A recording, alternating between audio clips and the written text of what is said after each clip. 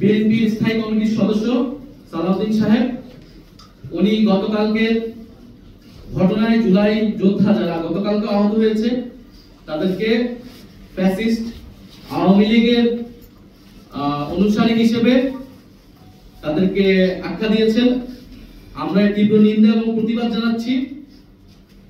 এবং হয়তো তিনি ভুলবশত, হয়তো তার কাছে তথ্য না থাকার কারণে তিনি এরকমটা বলেছেন।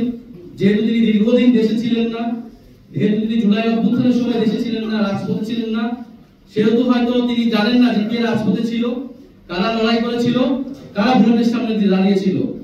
আতিকুল গাজী যার হাত কাটা গিয়েছে, তাকে যখন ফ্যাসিস্ট আওয়ামী লীগের দোসর বলা হয়, যখন শহীদ মীর মুগ্ধের বাবাকে ফ্যাসিস্ট আওয়ামী লীগের দোসর বলা হয়, শহীদ ইয়ামিনের বাবাকে ফ্যাসিস্ট আওয়ামী লীগের দোসর বলা হয়, তাদের যে কোনো দাবির জন্যই, দাবির প্রেক্ষিতে, সেটা আমাদের জন্য খুবই কষ্টের, খুবই বেদনাদায়ক।